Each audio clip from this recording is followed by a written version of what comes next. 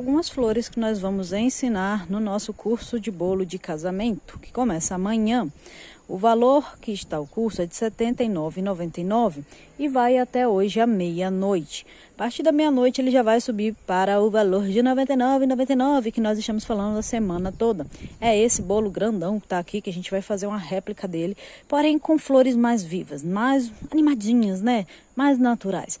Então aproveita aí a oportunidade, tá bem legal. E que mais que eu ia falar?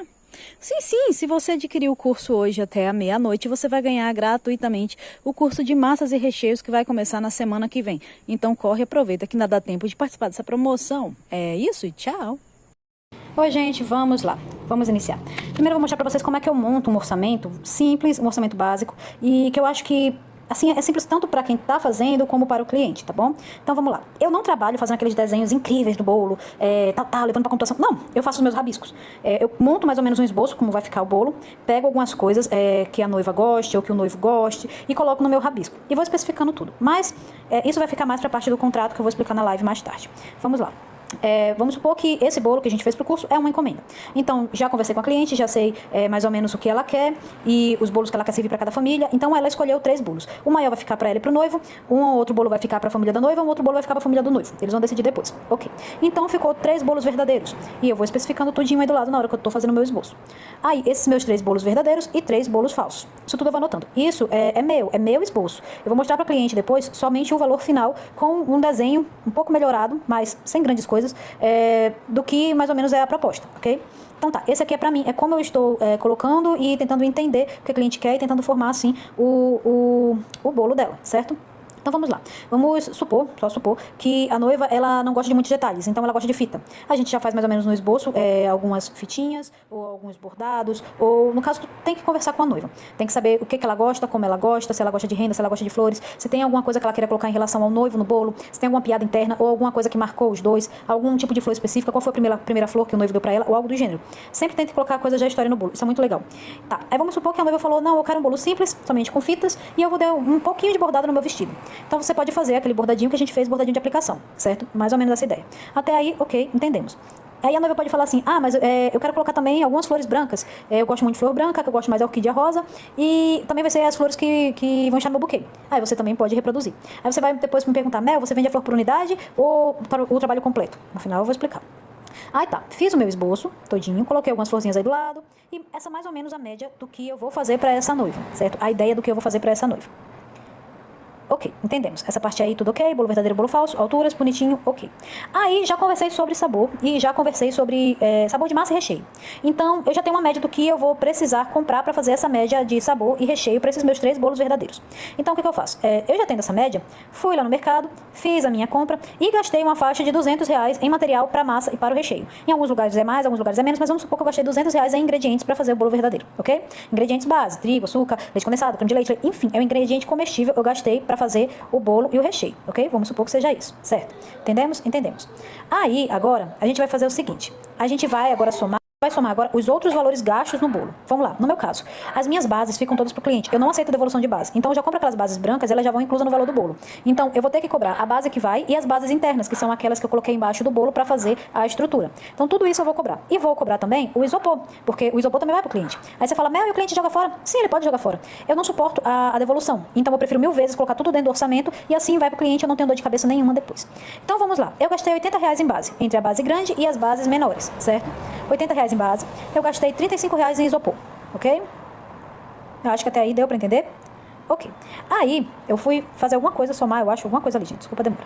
Aí, eu vou gastar também nos canos. Os caninhos para balão que a gente compra. Um pacotinho tá em média R$ 5, R$ 6, então eu coloquei R$ 10 de cano. A gente compra 2 pacotinhos, ou um pacotinho, umas 2 ou 3 unidades. Então, mais R$ 10 de cano. Isso é só para mostrar para vocês que a gente tem que cobrar tudo, absolutamente tudo que vai no bolo, senão a gente vai ficar no prejuízo. Aí, ia entrar agora a pasta americana. Só que, antes de colocar o valor total da pasta americana, eu quero mostrar para vocês quanto foi que eu gastei para fazer a minha quantidade de pasta americana, que foram aqueles 9 pacotinhos de 800 gramas de pasta americana. Vamos lá. Em açúcar, eu gastei 7 quilos de açúcar, né? Eu gastei R$ 42 para comprar os 7 quilos de açúcar. A gordura vegetal, que é 500 gramas que você compra, eu gastei R$ 8. Você só usa 250, mas você compra de 500. A glucose, ela é R$ 8, você vai usar mesmo as 500 gramas quanto você comprar. tô colocando aí do lado, o CMC e a gelatina. Você não vai usar tudo, você vai usar pouquinho. Mas tu vai ter que comprar um potinho todo, não tem como tu comprar só aquela graminha. Então tu vai usar 14 de CMC e 13 de gelatina. Deu um total de gasto em ingredientes da pasta americana, R$85, certo? Lembrando que vai sobrar ingrediente, então, tranquilo. Para esse valor, eu consegui fazer 9 pacotinhos de 800 gramas, certo? Então, R$85, 9 pacotinhos de 800 gramas. Lembrando que aqueles ingredientes que tem a setinha são os que vão sobrar ainda, então você vai poder reutilizar em outra pasta, em outra receita, ok? Aí, vamos lá. Agora eu vou fazer uma comparação de mercado para vocês. O pacote de pasta americana industrializada, ela está saindo em média 14 a 15 reais. A mais barata é 14 reais. Então, se a gente fosse multiplicar 14 vezes 9, ia dar 126. Sendo que a pasta industrializada, ela derrete muito mais rápido do que essa. Se vocês fizerem essa minha pasta com o ponto dela mesmo, ela não derrete com facilidade. E você trabalha muito bem, diferente da maioria das pastas industrializadas. Então, tu vai ter 41 reais de diferença. Vai ter que fazer? Sim. Mas os 41 reais de diferença já compensam o trabalho, ok? E também a tua pasta não vai derreter, o que é bem melhor. E não vai rachar, o que é bem melhor. Então, vamos lá. Temos 85 reais de pasta americana, certo?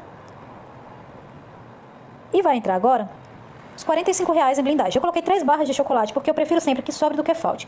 Se faltar, você vai ter que sair desesperada correndo atrás. Às vezes a gente trabalha no meio da noite, então é complicado. Então eu prefiro 1000 vezes colocar um pouquinho a mais para sobrar do que faltar. É aquela margem de erro. Você sempre tem que incluir uma margem de erro, ok?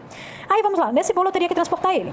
Porque ele não pode ser, eu não monto o bolo, não entrego o bolo montado pro cliente. Então, o meu valor mínimo para transporte dentro aqui do meu bairro, nas redondezas, é 50 reais. Eu vou pela tarifa de táxi e a tarifa de transporte. Então, vamos supor que coloquei também o transporte. Agora, gente, a gente vai aprender como cobrar pela nossa hora de trabalho. Primeira coisa que você vai ter que fazer, você vai ter que anotar tudo que você gasta em um mês. Escola, alimentação, internet, água, luz, telefone, lazer, plano de saúde, tudo que você gasta por mês. E vamos supor que por mês você precisa de 3 mil reais para viver. Eu sei que tem gente que vive com muito menos, isso é muito triste, mas vamos supor que você precisa de 3 mil reais para viver e pagar todas as suas contas por mês. Cartão de crédito, internet, comida para as crianças, tudo, certo? Então, o valor que você precisa para viver por mês é 3 mil reais.